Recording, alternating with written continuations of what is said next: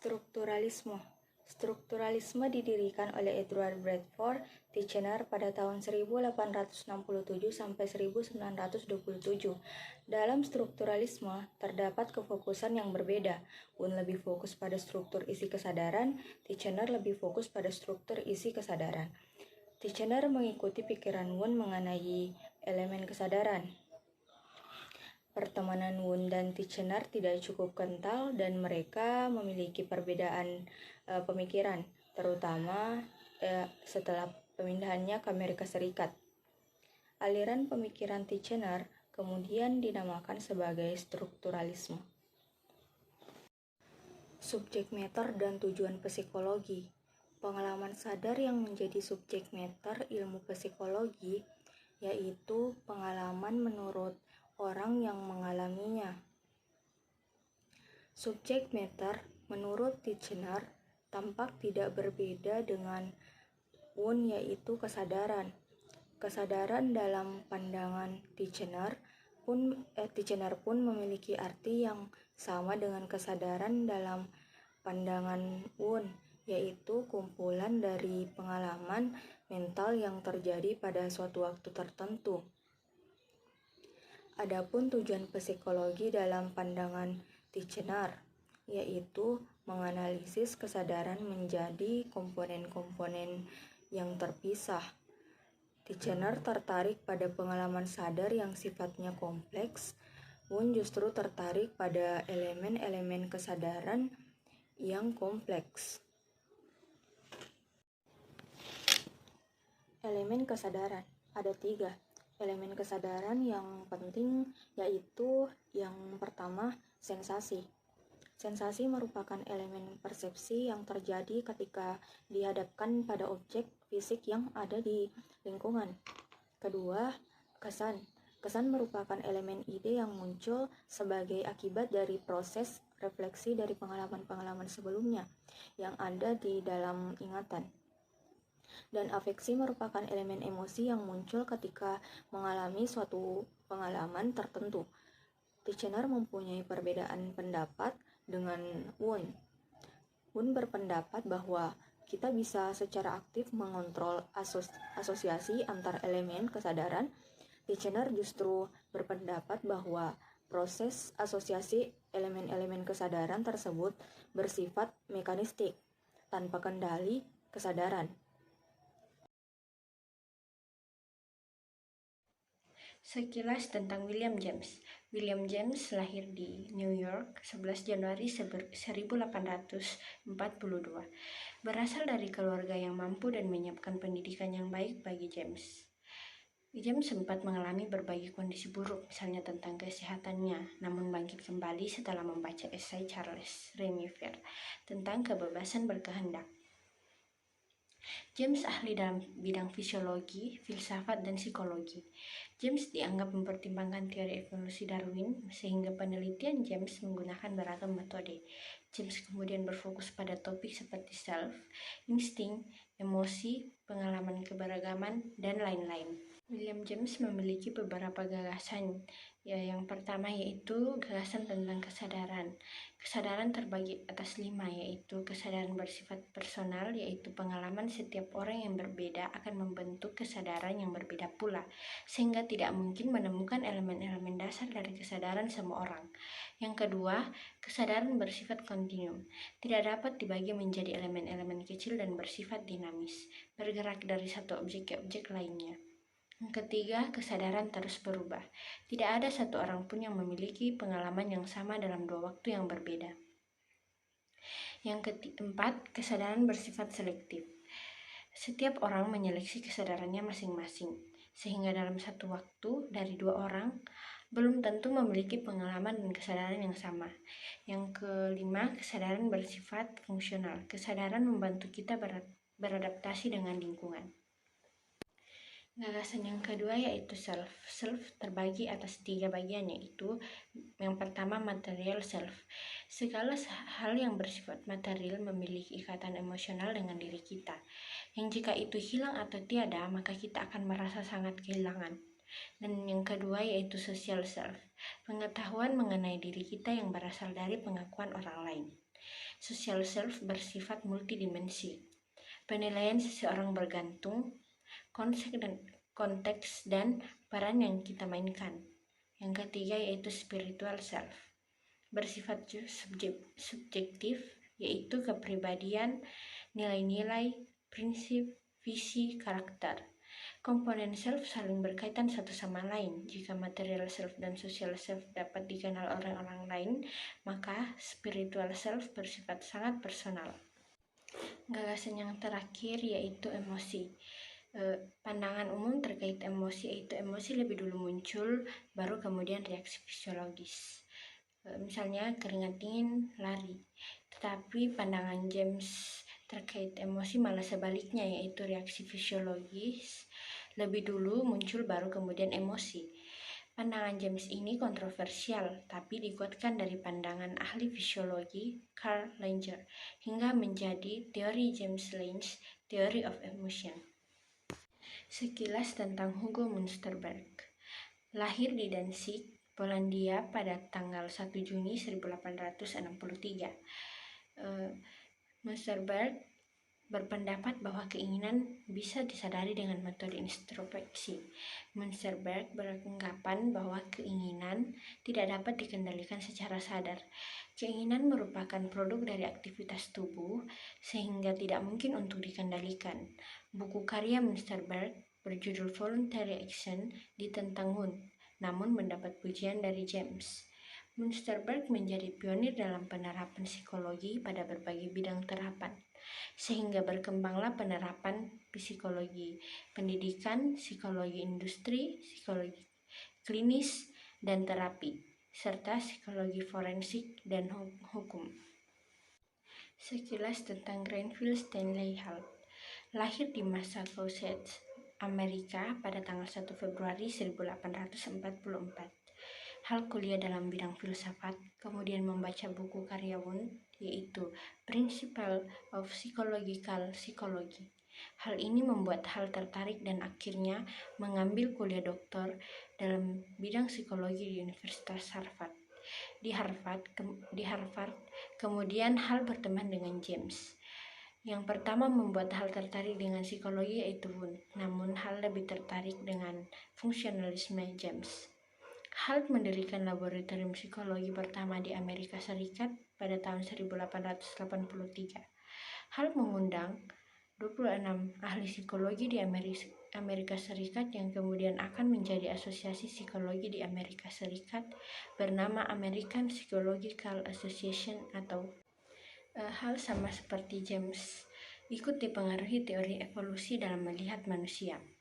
Hal mengembangkan keyakinannya dengan recapitulation theory, yaitu teori yang menjelaskan bahwa perkembangan seorang anak merupakan ulangan sejarah dari zaman tanpa aturan sampai pada negara dengan konsep aturan yang modern dan peradaban tinggi. Hal berpandangan bahwa untuk memahami manusia tidak cukup dengan metode introspeksi saja, butuh pengembangan metode. Pikiran-pikiran Hal tentang psikologi terkait dengan konversi agama, sublimasi, psikologi pendidikan, psikologi anak, dan psikologi perkembangan. John Dewey. Dewey dilahirkan pada tanggal 20 Oktober 1859 di Burlington dan meninggal pada tanggal 1 Juni 1952. Dewey sama seperti dengan James yang menganggap penting pengalaman dan suatu pengalaman itu harus dipahami. Dewey beranggapan bahwa manusia tidak saja mengamati dan mencocokkan antara realitas dengan apa yang dipikirkannya, tapi juga berusaha memanipulasi atau mengubah lingkungan agar tujuannya itu dapat tercapai. Gagasan psikologi John Dewey. Gagasan utama Dewey yaitu kritiknya terhadap elementarisme yang membagi pengalaman secara terpisah antara stimulus dan respon. Baginya Dewey, stimulus dan respon adalah hal yang padu dan satu tujuan. James MC King Kettle. Kettle dilahirkan pada tanggal 25 Mei 1860 dan meninggal pada tanggal 20 Januari 1944. Kettle sangat berhasil dalam mengembangkan psikologi di Columbia University. Adapun gagasan Kettle yaitu Kettle berpandangan bahwa karena psikologi tidak seperti dengan ilmu fisika, maka psikologi akan sulit mendapatkan kepastian dan keakuratan. Oleh karenanya itu, psikologi harus menggunakan eksperimentasi dan melewati pengukuran. Kettle menjadi terkenal karena upayanya mengaplikasikan psikologi dengan mengukur aspek-aspek psikologi atau mental test. Kettle mengukur ketajaman penglihatan, ketajaman pendengaran, kekuatan pegangan, serta waktu reaksi. Behaviorisme.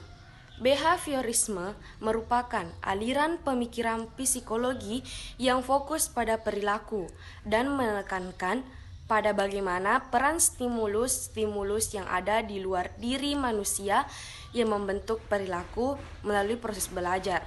Perkembangan behaviorisme menurut Schools 2010, behaviorisme ini berkembang dalam 3 tahap, dan periode Watson yang merupakan tahapan awal dari 3 tahapan perkembangan aliran behavioristik tersebut. Yang pertama, behaviorisme radikal. Tahap pertama adalah behaviorisme Watson. Tahapan yang kemudian disebut behaviorisme radikal adalah tahapan awal terbentuknya behaviorisme sampai dengan tahun 1930-an. Behaviorisme radikal lebih fokus pada perilaku yang bisa diamati. Behaviorisme radikal menggunakan metode eksperimental dalam mempelajari perilaku. Tokoh-tokoh yang termasuk penganut behaviorisme radikal antara lain yang pertama, Ivan Petrovich Pavlov.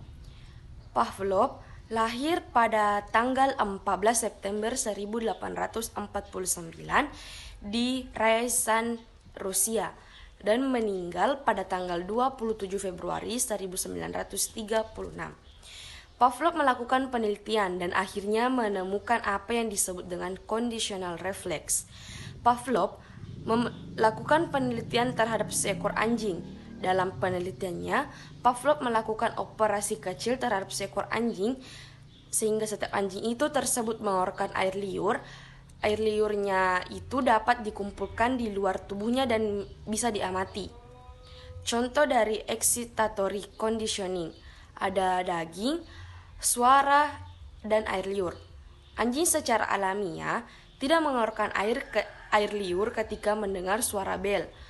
Proses classical conditioning atau daging muncul begitu suara bel terdengar. Maka suara bel akan menstimulasi air liur. Proses tersebut disebut dengan excitatory conditioning, yaitu kehadiran suara bel dapat menstimulasi munculnya air liur anjing. Yang kedua, John Brodus Watson. Watson lahir di Greenville, South Carolina, Amerika Serikat.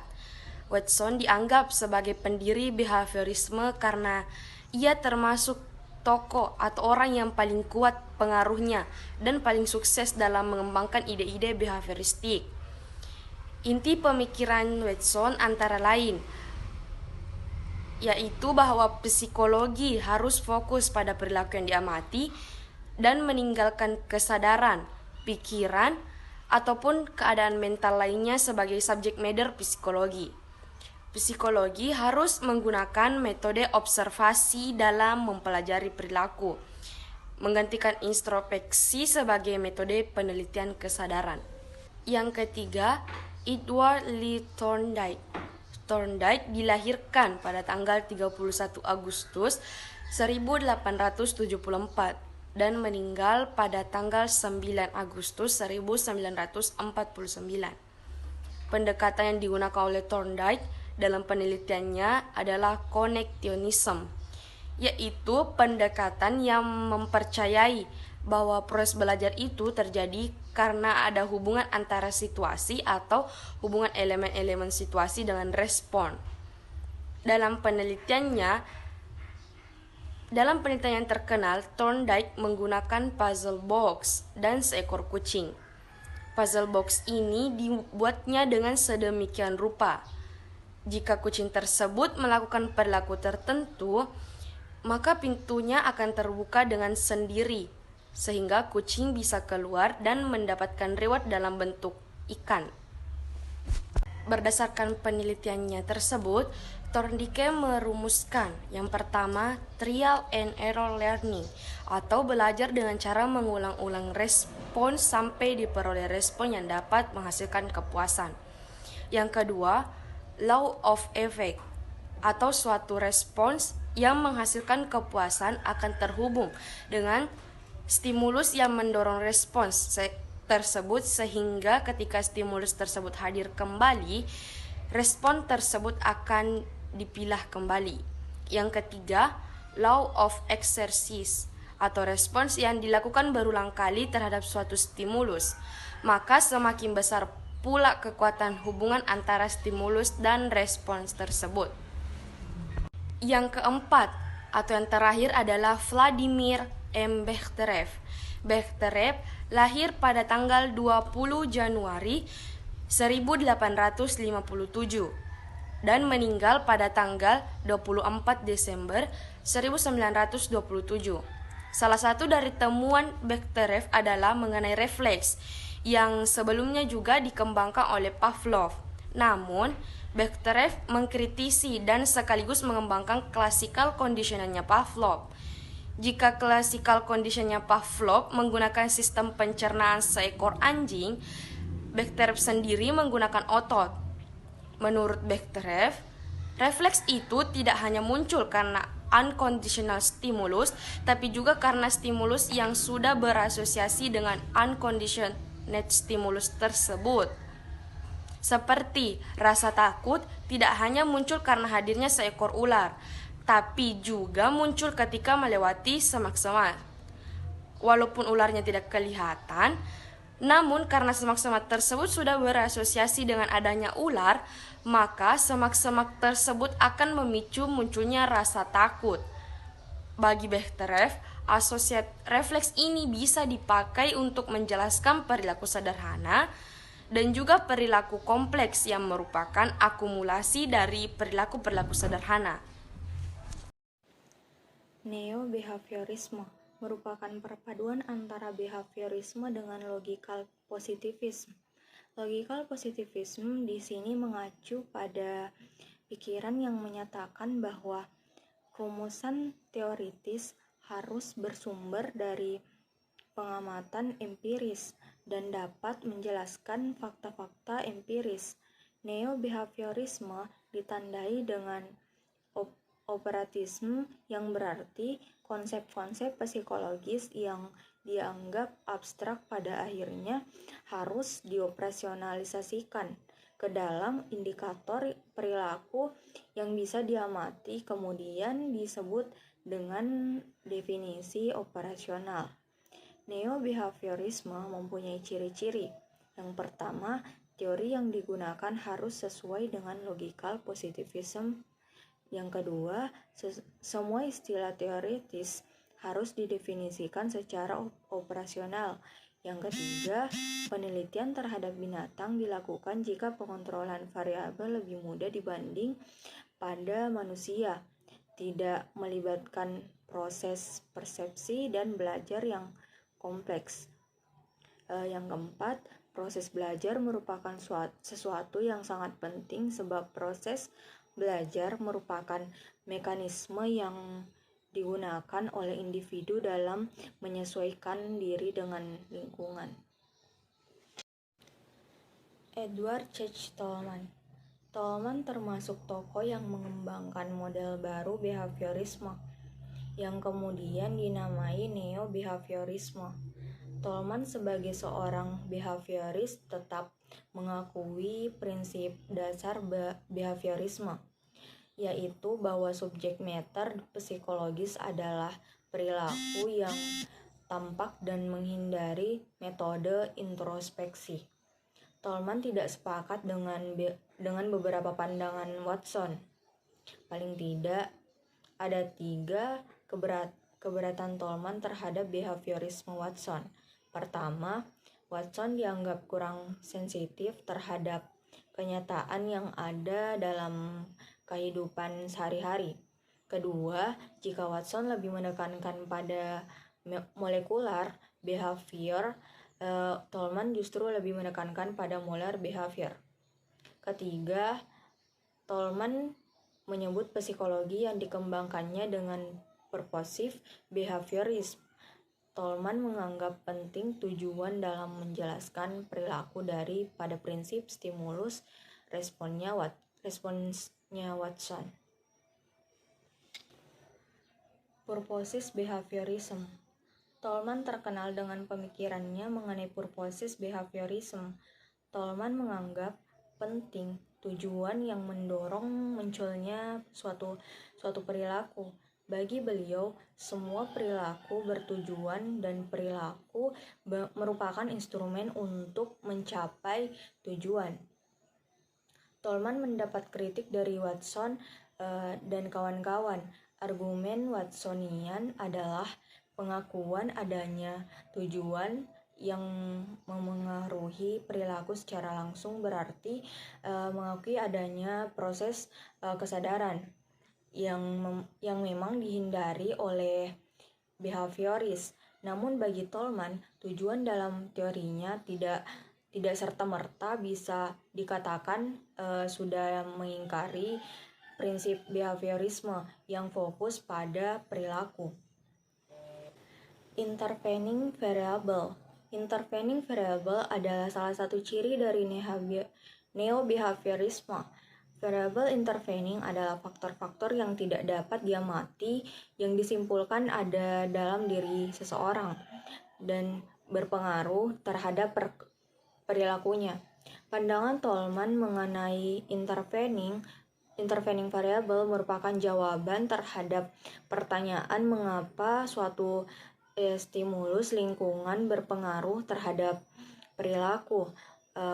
Faktor intervening variables yang diteliti oleh Tolman yaitu pertama harapan, kedua keyakinan, ketiga tujuan, dan cognitive map. Clark Leonard Hull. Hull dilahirkan pada tanggal 24 Mei 1884 di New York.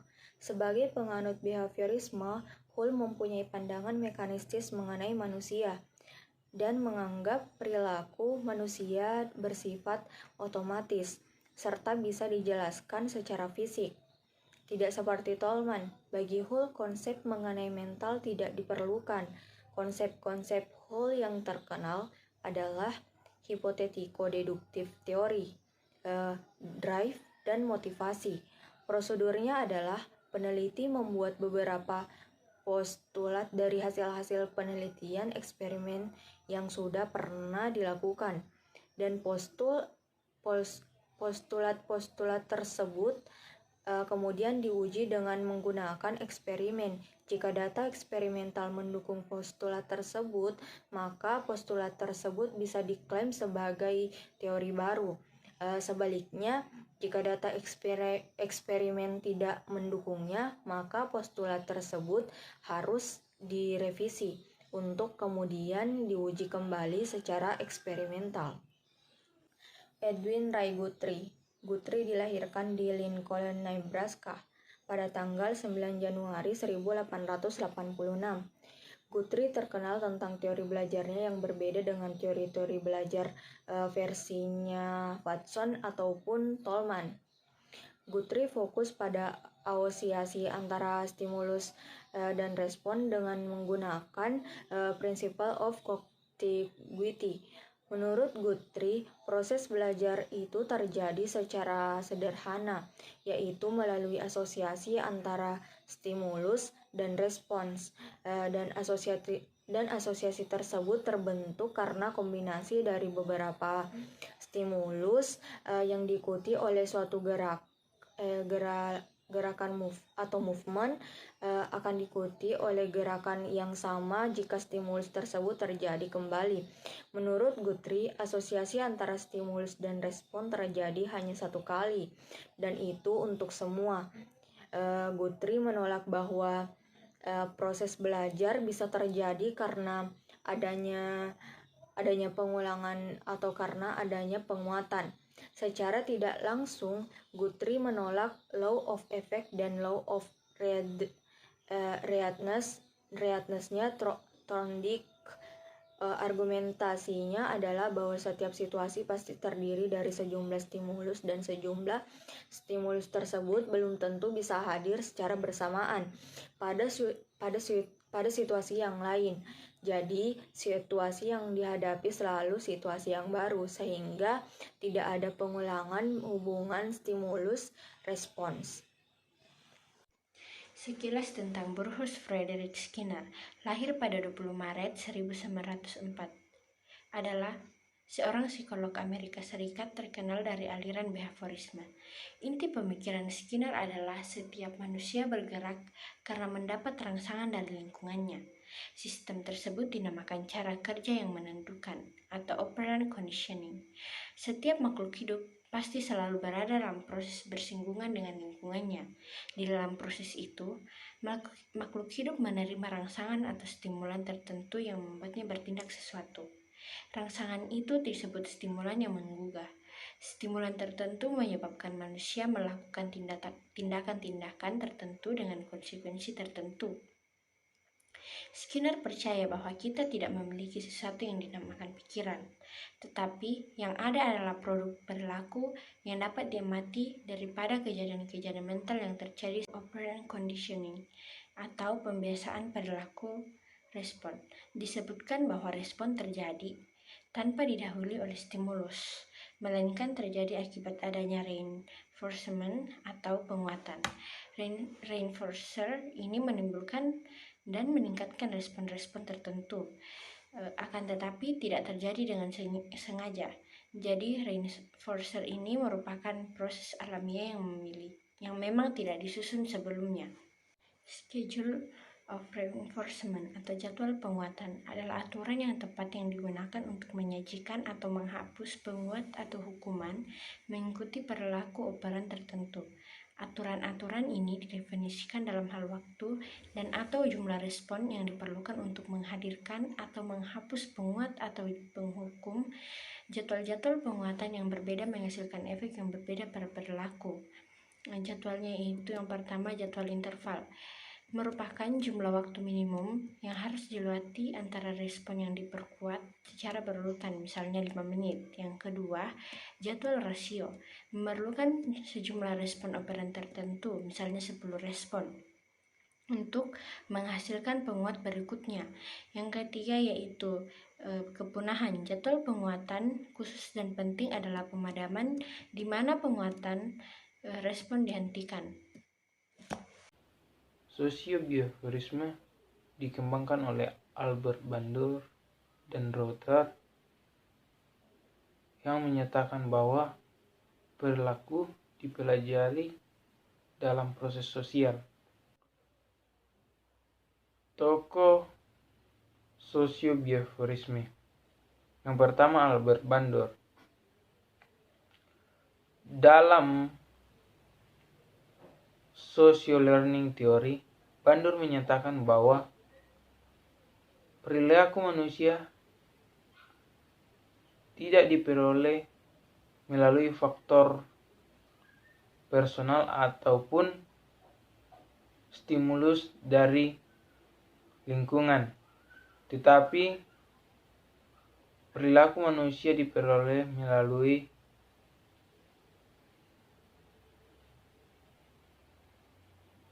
pengamatan terhadap orang lain, kemudian akibatnya terhadap dirinya. Yang kedua yaitu Julian B. Rother. Dalam teorinya yaitu locus of control, Rother menyatakan bahwa terdapat kekuatan yang mengendalikan diri manusia.